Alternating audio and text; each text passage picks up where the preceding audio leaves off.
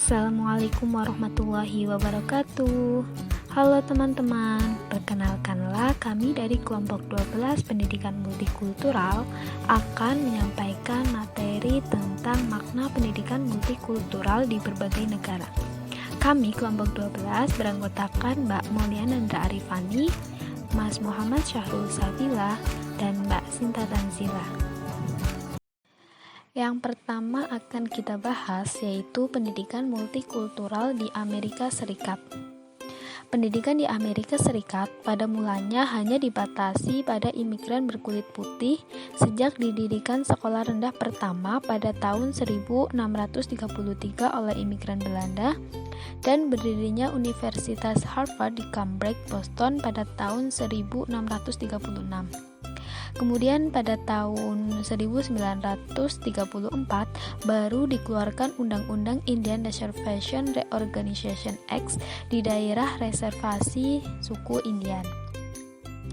Nah, tujuan dari pendidikan multikultural di Amerika Serikat itu sendiri yaitu proses Amerikanisasi. Kemudian di samping itu di Amerika Serikat itu sendiri terdapat sekolah yang di dalamnya terdapat imigran berbahasa Spanyol seperti Meksiko, Puerto Rico, dan Kuba yang seringkali disebut dengan Hispanis. Sebelum membicarakan kelompok etnis yang ada di Amerika, perlu kita ketahui terlebih dahulu atau dijelaskan mengenai pengertian kelompok etnis. Suatu kelompok etnis atau etnisitas merupakan populasi manusia yang anggotanya saling mengidentifikasi satu dengan yang lain, biasanya berdasarkan keturunan. Pengakuan sebagai kelompok etnis oleh orang lain seringkali merupakan faktor yang berkontribusi untuk mengembangkan ikatan identifikasi. Nah, kelompok etnis itu seringkali disatukan oleh ciri budaya, perilaku, bahasa, ritual, ataupun keagamaan. Di Amerika Serikat itu sendiri terdapat 6 kelompok etnis yang hidup di sana. Yang pertama ada WASP atau White Anglo-Saxon Protestant. Pendidikan di Amerika Serikat didominasi oleh budaya dominan yaitu budaya WASP yang artinya dikhususkan untuk kelompok berkulit putih yang kebanyakan berasal dari Inggris atau yang berbahasa Inggris dan beragama Protestan. Kemudian yang kedua ada orang Amerika keturunan penduduk Amerika asli. Di Amerika Serikat penduduknya itu kini populasinya diperkirakan sekitar 1,5 juta orang. Kemudian yang ketiga, orang Amerika keturunan Afrika. Orang Amerika keturunan Afrika merupakan kelompok etnik dari benua Afrika yang pertama yang dijadikan budak oleh orang Spanyol dalam eksplorasi ke dunia baru sejak 1619 sampai dengan abad ke-18. Yang keempat ada orang Amerika keturunan Asia. Yang termasuk dalam kelompok ini adalah sekitar 4% dari penduduk Amerika Serikat dengan mayoritas berasal dari Cina dan Jepang. Di samping itu terdapat juga imigran dari Filipina, Korea, disusul dengan orang Vietnam yang baru masuk ke Amerika Serikat dalam beberapa tahun terakhir. Kemudian yang kelima ada orang Amerika yang berkebudayaan Spanyol. Nah, inilah yang disebut dengan Hispanis American. Secara etimologi Hispanis atau Hispano berasal dari bahasa Latin yaitu Hispanus, yang artinya itu yang merupakan kata sifat dari Hispania, nama yang diberikan oleh Romawi selama periode Republik Romawi pada seluruh Iberian Peninsula. Kemudian yang terakhir ada White Ethnic American. Kelompok ini merupakan kelompok orang Amerika berkulit putih yang menyatakan dirinya itu tidak terikat dengan WASP. Jadi mereka itu digolongkan dalam kelompok etnik non-WASP.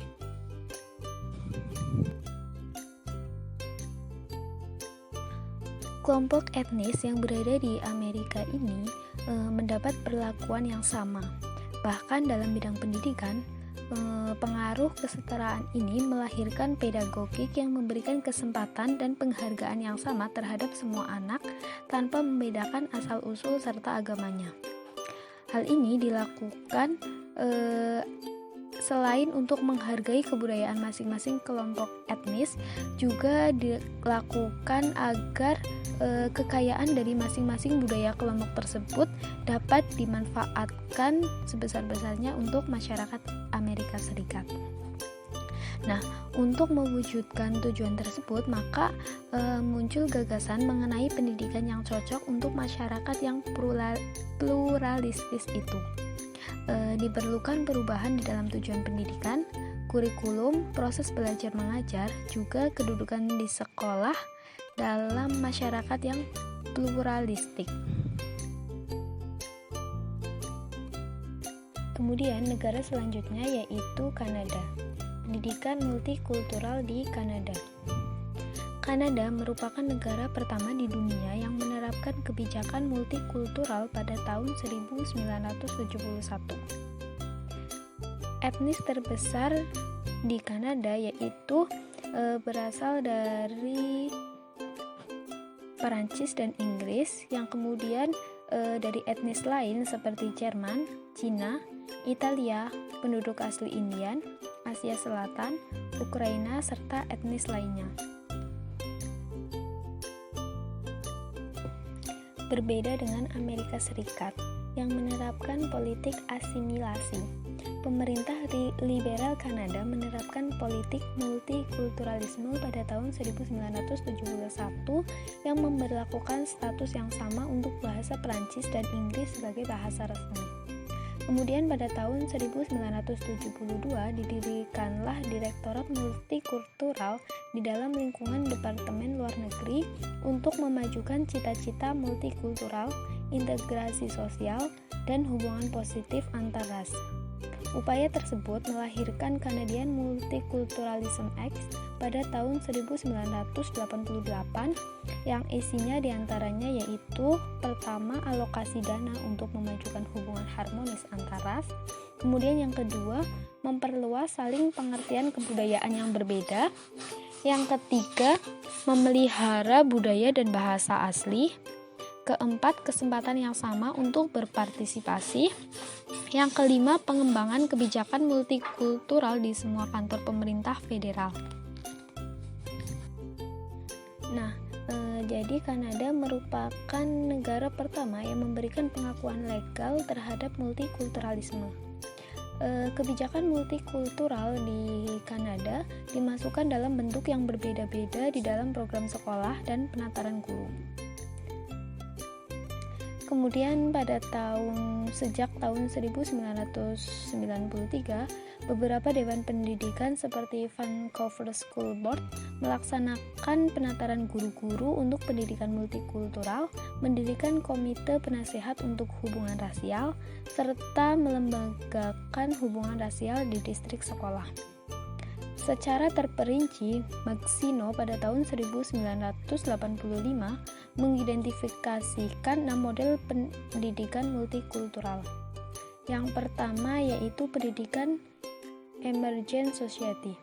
Model ini merupakan suatu upaya rekonstruksi dari keanekaan budaya yang diarahkan kepada terbentuknya budaya nasional. Kemudian yang kedua, pendidikan kelompok budaya yang berbeda. Model ini merupakan suatu pendidikan khusus pada anak dari kelompok budaya yang berbeda. Tujuannya adalah memberikan kesempatan yang sama dengan mengurangi perbedaan antara sekolah dan keluarga atau antara kebudayaan yang dikenalnya di rumah dengan kebudayaan di sekolah. Model ini bertujuan membantu anak untuk menguasai bahasa resmi serta norma dominan dalam masyarakat. Kemudian yang ketiga, pendidikan untuk memperdalam saling pengertian budaya. Model ini bertujuan untuk memupuk sikap menerima dan apresiasi terhadap kebudayaan kelompok yang berbeda. Model ini merupakan pendekatan liberal pluralis yang melihat perbedaan budaya sebagai hal yang berbeda dalam masyarakat. Di dalam kaitan ini, pendidikan multikultural diarahkan kepada memperkuat keadilan sosial dengan menentang berbagai jenis diskriminasi dan etnosentrisme. Yang keempat yaitu pendidikan akomodasi kebudayaan. Tujuan model ini adalah mempertegas adanya kesamaan dari kelompok yang bermacam-macam, mengakui adanya partikularisme dengan tetap mempertahankan kurikulum yang dominan. Kemudian yang kelima ada pendidikan accommodation and reservation. Hal ini berusaha untuk memelihara nilai-nilai kebudayaan dan identitas kelompok yang terancam kepunahan.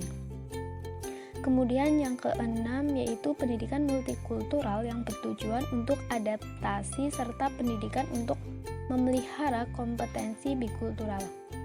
Model ini mengatasi pendekatan kelompok spesifik, identifikasi, dan mengembangkan kemampuan untuk berkomunikasi secara cross-kultural dengan mendapatkan pengetahuan tentang bahasa atau kebudayaan yang lain. Pendidikan multikultural di Inggris. Pendidikan multikultural di Inggris ini terkait dengan perkembangan revolusi industri pada tahun 1650. Pada awalnya, Inggris terkenal sebagai masyarakat yang monokultur dan baru sesudah Perang Dunia Kedua menjadi multikultur ketika kedatangan tenaga kerja untuk pembangunan dan kepulauan Karibia dan India. Pendidikan multikultural berkembang sejalan dengan banyaknya kaum imigran yang memasuki Inggris, namun masih terdapat perlakuan yang diskriminatif sehingga memunculkan berbagai gerakan yang berlatar belakang budaya. Pendidikan multikultural terjadi karena dorongan dari bawah, yaitu kelompok liberal atau orang putih bersama dengan kelompok kulit berwarna hitam.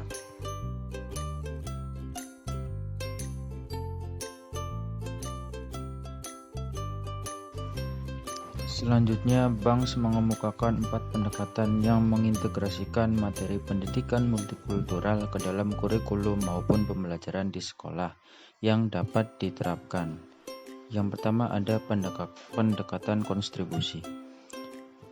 Pendekatan ini yang paling sering dilakukan dan paling luas apabila dipakai dalam tahap pertama dari kebangkitan etnis. Pendidikan ini lebih tepat apabila diterapkan di siswa TK, SD kelas 1, 2, atau 3. Karena tujuan dari pendekatan ini adalah untuk menanamkan pada siswa bahwa kehidupan manusia ini antara suatu tempat dengan tempat lainnya sangat beragam. Misalnya, mengenalkan kebudayaan yang dimiliki oleh tiap-tiap daerah hingga negara lain. Yang kedua ada pendekatan aditif. Pada tahap ini dilakukan penambahan materi, konsep, tema, perspektif terhadap kurikulum tanpa mengubah struktur, tujuan, dan karakteristik pada dasarnya. Pendekatan ini lebih tepat diterapkan kepada siswa SD kelas 4, 5, atau 6, serta SMP. Karena mereka sudah mulai memahami makna, misalnya memutarkan CD tentang kehidupan berbudaya dari daerah-daerah sampai negara yang berbeda. Lalu yang ketiga ada pendekatan transformasi. Pendekatan ini mengubah asumsi dasar kurikulum dan menumbuhkan kompetensi dasar siswa dengan memperhatikan konsep isu, tema, dan permasalahan dari beberapa perspektif dan sudut pandang etnis. Lalu yang keempat ada pendekatan aksi sosial. Pendekatan ini mencakup semua elemen dari pendekatan transformasi, namun menambah komponen yang mempersyaratkan siswa membuat aksi yang berkaitan dengan konsep isu atau permasalahan yang dipelajari. Pendekatan ini lebih tepat apabila diterapkan di perguruan tinggi, baik untuk kajian dalam kelas atau organisasi kemahasiswaan.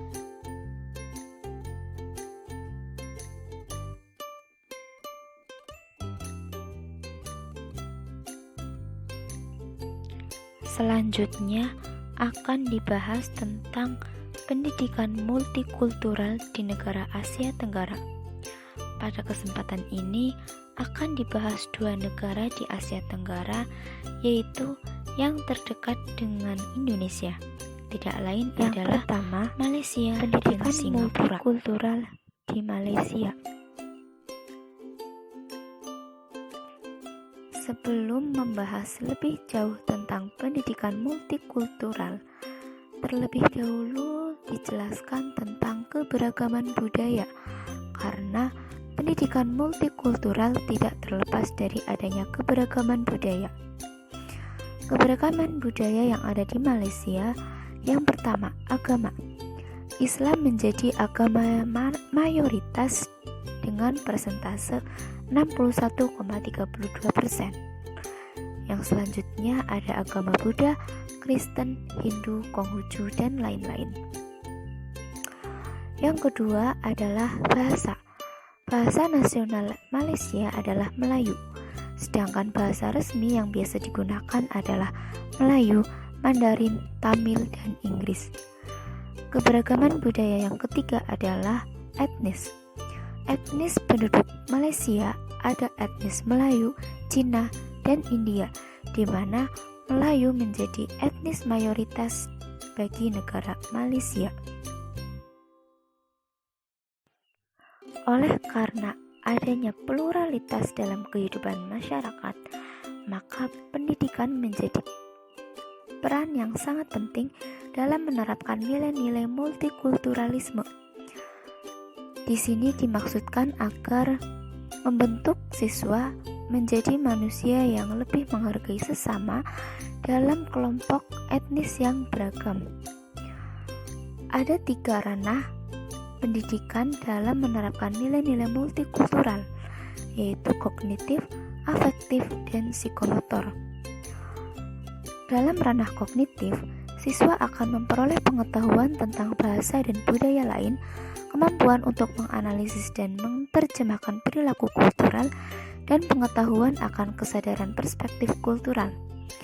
Selanjutnya, dalam ranah afektif, siswa akan diberi pengembangan kesadaran kepekaan tentang kultural, toleransi, penghargaan identitas, dan sikap responsif terhadap budaya lain, serta keterampilan untuk menghindari dan mengatasi konflik.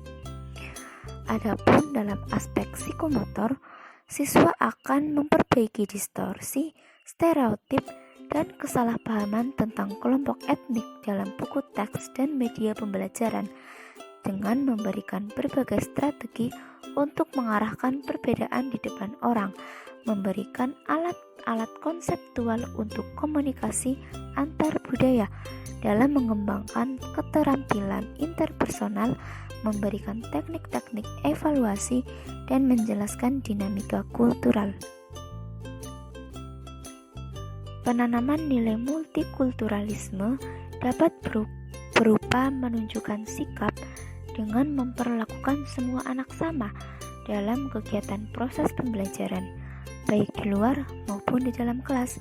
Perlakuan yang sama dalam melibatkan anak untuk semua kesempatan aktivitas pendidikan dan di luar pendidikan.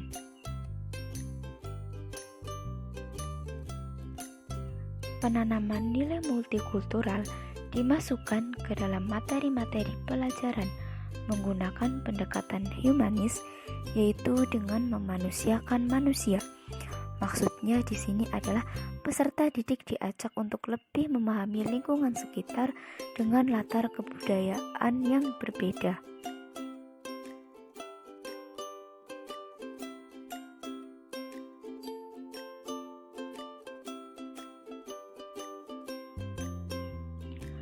Adapun selama proses pembelajaran, semua perangkat pembelajaran mengacu pada nilai-nilai multikulturalisme, seperti sikap saling menghargai dan menempatkan semua orang dengan latar belakang berbeda dalam satu kesetaraan.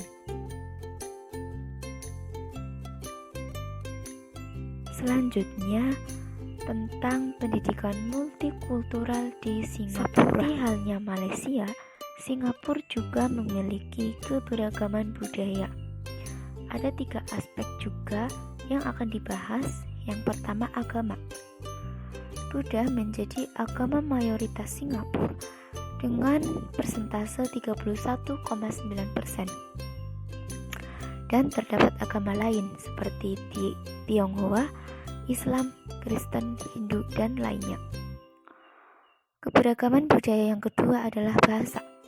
Bahasa nasional Singapura adalah Melayu, sedangkan bahasa resmi adalah Inggris, Melayu, Mandarin, dan Tamil. Adapun bahasa percampuran yang menjadi ciri khas Singapura adalah Singlish, yaitu Singapore English. Bahasa percampuran ini adalah percampuran antara bahasa Melayu yang merupakan bahasa asli Singapura dan English, yaitu bahasa imigran. Yang ketiga adalah aspek etnis, di mana ada beberapa etnis dalam Singapura ya. Yang pertama ada Tionghoa, kemudian Melayu, India, dan lainnya, di mana etnis Tionghoa menempati mayoritas tertinggi dalam etnis dalam negara Singapura.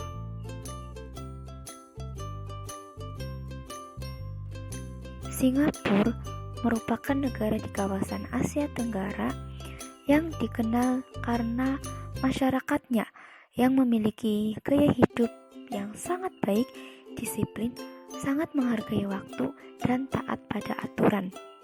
Hal ini dapat dilihat dari kondisi lingkungan sekitar yang sangat bersih karena masyarakatnya yang sangat taat pada aturan, di mana ketika membuang sampah pada tempatnya akan dikenakan sanksi.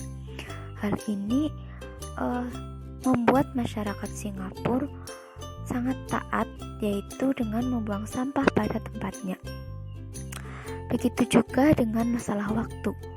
Di sana tidak ada toleransi bagi pekerja yang terlambat kerja, maupun dalam hal pemerintahan tidak ada toleransi dalam hal pemerintah yang korup atau korupsi.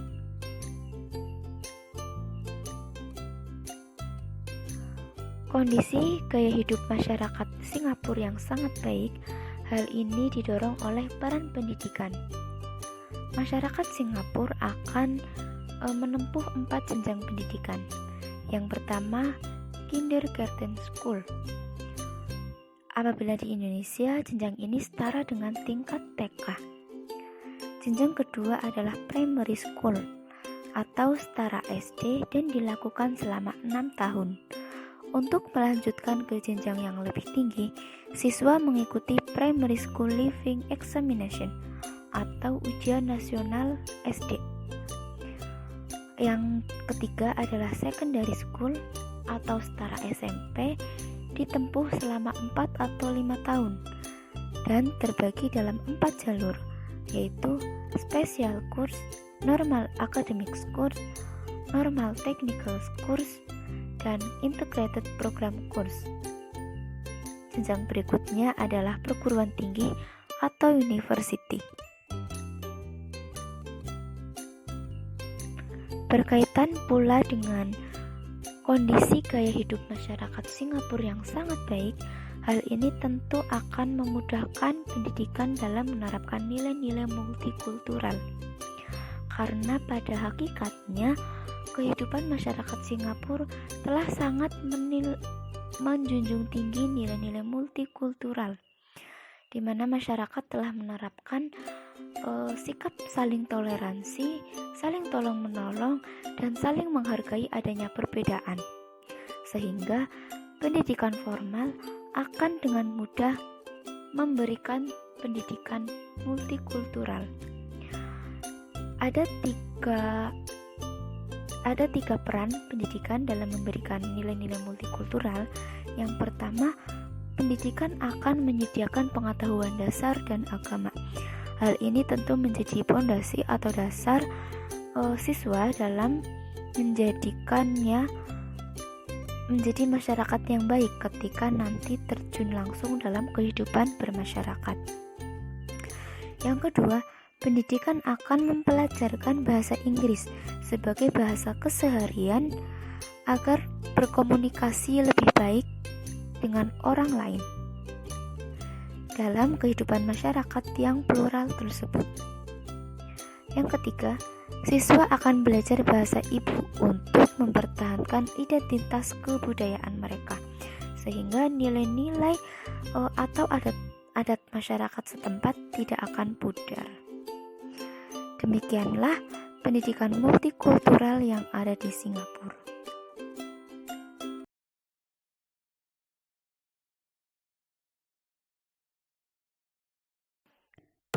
Baik teman-teman, itulah presentasi dari kelompok kami mengenai penerapan pendidikan multikultural di berbagai negara.